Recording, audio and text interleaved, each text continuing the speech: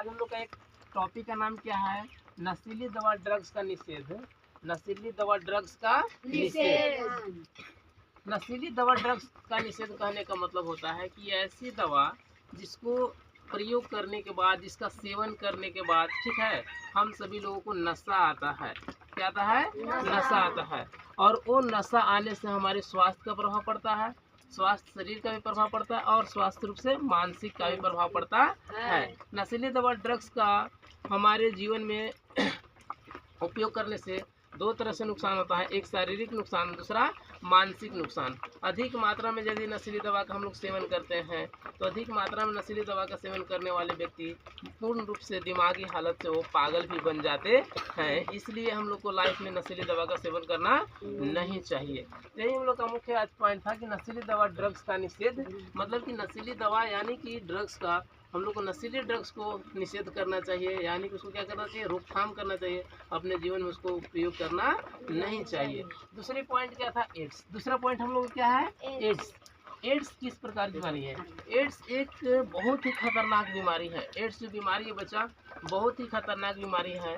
इस बीमारी का मुख्य कारण है HIV नामक वायरस। HIV नामक वायरस। HIV नामक वायरस। इस वायरस को विषाणु के अंतर्गत रखते हैं। किसके अंतर्गत रखते हैं? विषाणु के अंतर्गत रखते हैं।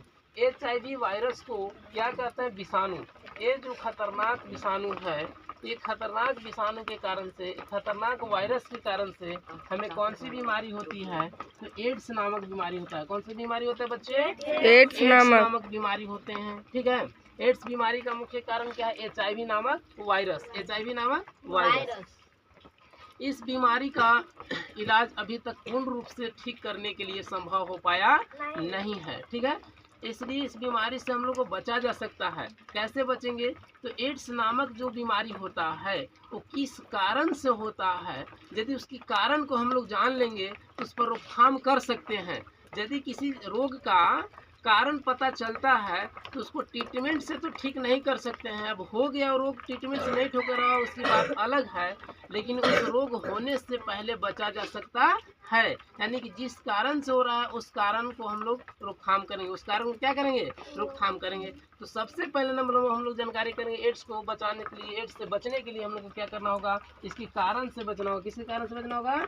एड्स होने वाले रोगाणुओं के कारक से बचना होगा, तब जाकर एड्स से हम लोग बच सकते हैं या हमारी जीवन स्वस्थ हो सकती है। तो पहला कारण क्या है एड्स से होने वाला? पहला कारण है कि यदि हम लोग हॉस्पिटल में किसी व्यक्ति, किसी बच्चा को ब्लड की आवश्यकता पड़ता है, किसकी आवश्यकता? ब्लड की आवश्यकता पड़ता है, या ट्रीटमेंट कराने जाते हैं हम सभी लोग बड़े बड़े हॉस्पिटल या छोटे हॉस्पिटल कहीं भी, तो सिरिंज के द्वारा जो इंजेक्शन लगाते हैं हम लोगों को, वो सिरिंज को सबसे पहले नंबर चेंज कर देना चाहिए। न्यू सिरिंज का इस्तेमाल करना चाहिए।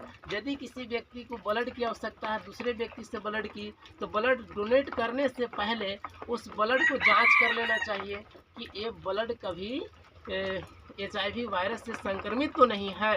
तो ये क्या हुआ? पहला कारण हुआ कि हम लोग सिरिंज के द्वारा और ब्लड डोनेट के द्वारा उसको बचा जा सकता है। जांच कर लेंगे सिरिंज को, न्यू सिरिंज को इस्तेमाल करेंगे, यूज किया हुआ सिरिंज को इस्तेमाल नहीं करेंगे। तो इससे हम लोग को एड्स से क्या हो सकते हैं? बच सकते हैं। एड्स ही नहीं, एड्स के जैसे बहुत सी खतरनाक बीमारियां होती हैं जिसके एक ही सिरिंज के द्वारा इस्तेमाल करने के बाद दूसरे व्यक्ति में भी वो फैल सकता है। तो पहला कारण है सिरिंज को हटाना ना, नई सिरिंज को प्रयोग करना। पहला कारण है दूषित सिरिंज। दूषित सिरिंज को प्रयोग करना। दूषित सिरिंज को प्रयोग करना। सिरिंज कैसा होता है? दूषित। दूषित सिरिंज से पहला कारण है कि HIV वायरस फैल सकता है। दूसरा कारण क्या है? Blood donate. Blood donate. Blood donate का मतलब समझते हो बच्चे? रक्तदान। दूसरा क्या होता है?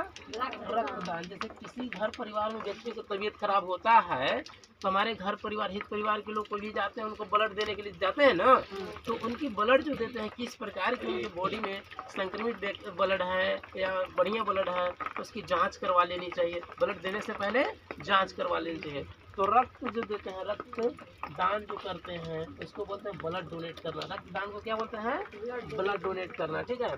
तो पहला दूषित सिरिंज, पहला दूषित सिरिंज और दूसरा रक्तदान जांच। दूसरा रक्तदान जांच।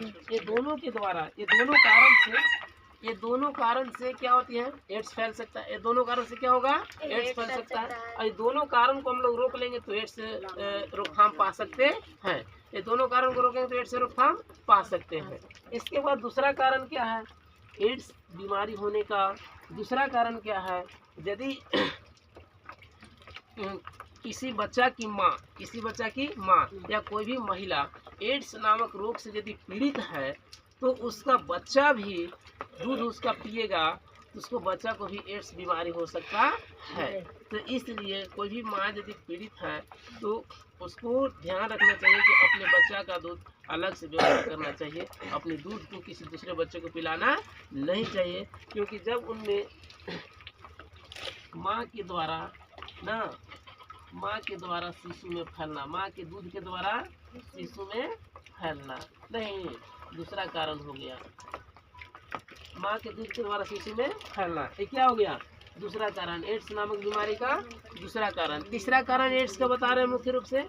तीसरा कारण है लैंगिक संपर्क। तीसरा कारण क्या बच्चा, लैंगिक संपर्क। लैंगिक संपर्क कहने का मतलब होता है नर और मादा जब प्रजनन करने के लिए एक दूसरे से मिलते हैं ना, नर और मादा जब एक दूसरे से प्रजनन की क्रिया करने के लिए मिलते हैं तो मिलने के दौरान नर और मादा दोनों का संपर्क होता है ना। तो उस संपर्क के दौरान भी दोनों का रक्त मिलता है ना, दोनों के मतलब बॉडी संपर्क होता है। तो उसके द्वारा भी आपको एक मतलब मादा से नर में, अगर मादा संक्रमित है तो नर में एड्स रोग हो सकता है, और नर संक्रमित है तो मादा में एड्स रोग फैल सकता है। तो लैंगिक संपर्क को भी ध्यान रखा जाता है कि यदि जैसे लैंगिक संपर्क कहने का मतलब सबसे मुख्य रूप से जो शादी विवाह की क्रिया होती है, शादी विवाह की क्रिया होती है, तो शादी विवाह की क्रिया होती है तो उस समय हम लोग को पता नहीं चलता है। और संक्रमित अगर यदि कोई बच्चा है या कोई व्यक्ति है तो संक्रमित व्यक्ति है तो उस समय थोड़ा सा लैंगिक संपर्क पर ध्यान रखना चाहिए ना, क्योंकि हमारे चलते किसी दूसरे को जीवन बर्बाद होना नहीं चाहिए। तो चलिए आज हम लोग को एड्स का 3 मुख्य कारण हुआ पता। ये 3 मुख्य कारण को यदि हम लोग रोकेंगे तो एड्स से बचा जा सकता है। पहला, सिरिंज के द्वारा, दूषित सिरिंज के द्वारा। डॉक्टर लोग एक सिरिंज को इस्तेमाल करके दूसरे व्यक्ति को उसी सिरिंज से अगर दवा चढ़ाते हैं तो उसके द्वारा एड्स रोग हो सकता है। दूसरा पॉइंट क्या है, रक्तदान के द्वारा। रक्तदान के द्वारा जैसे कोई व्यक्ति क्या रक्तदान कर दिया, अगर वो विभिन्न प्रकार की बीमारी से ग्रसित है तो अगला व्यक्ति में भी वो बीमारी क्या हो जाएगा, चल जाएगा, रक्त के द्वारा चल जाएगा ना। दूसरा पॉइंट है माँ के दूध के द्वारा शिशु में, माँ के दूध के द्वारा शिशु में। यदि किसी बच्चा की माँ एड्स से पीड़ित है तो उसके में अगर जो भी बच्चा दूध पीता है तो उसकी माँ के द्वारा जो एड्स का रोग था उसमें भी फैल जाएगा, HIV वायरस फैल जाएगा तो भी बच्चा संक्रमित हो जाएगा। तीसरा पॉइंट क्या था, लैंगिक संपर्क। तीसरा पॉइंट लैंगिक संपर्क मतलब नर और मादा जब प्रजनन क्रिया करने के लिए आपस में क्या करते हैं, मिलते हैं तो इस क्रिया के द्वारा भी क्या होगा, एक अगर नर में यदि HIV वायरस संक्रमित हुआ है तो वो किस में चल जाएगा, मादा में। यानी कि दोनों उसमें नर और मादा दोनों संक्रमित हो सकते हैं, दोनों उसका एड्स का शिकार हो सकते हैं। एड्स नामक रोग का नर और मादा दोनों शिकार हो सकते हैं यदि एक में हुआ है तो। ठीक है, कोई दिक्कत। तो यहाँ पे हम लोग ध्यान रखना है कि इससे बचने के लिए सिरिंज स्वच्छ और साफ सुथरा सिरिंज का इस्तेमाल करना चाहिए। रक्तदान, रक्त किसी से लेने से पहले, रक्त किसी को देने से पहले हमको जांच कर लेना चाहिए मेरे अंदर इसके संक्रमण है तो नहीं। ठीक है, दूसरे पॉइंट माँ के दूध के द्वारा क्लियर हुआ। तीसरा पॉइंट लैंगिक संपर्कता पर भी ध्यान देंगे। मतलब कहने का ही हुआ कि शादी विवाह यदि होता है तो पहले नंबर बीबी को क्या कर लेंगे, उसको जांच करवा लेंगे। किसका, HIV का। किसका, HIV का। हो सकता है बीबी अगर कहे नहीं किसी हमको HIV हुआ है लाज सर में, ठीक है, या किसी कारण से, तो दोनों को जाइए, दोनों को अपना HIV जाँच करवा लीजिए। ठीक है, कोई दिक्कत नहीं ना। अब थोड़ा सा पॉइंट रह गया है, एड्स क्या है बच्चा, इसका फुल फॉर्म हम लोग जान लेंगे। एड्स का फुल फॉर्म होता है, एड्स का फुल फॉर्म हम लोग जान लेंगे। एड्स का फुल फॉर्म होता है एक्वायर्ड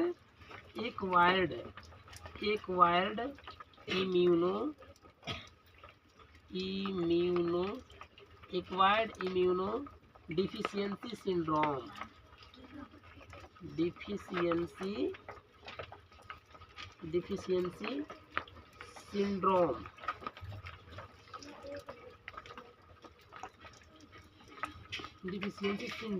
ठीक है, एड्स का फुल फॉर्म क्या हो गया बच्चा, एक एड्स का फुल फॉर्म हो गया एक्वायर्ड इम्यूनो डिफिशियंसी सिंड्रोम। और इसके द्वारा जो किसके द्वारा ये रोग होता है, तो HIV के द्वारा। किसके द्वारा होता है, HIV के द्वारा। तो HIV का फुल फॉर्म क्या होता है, ह्यूमन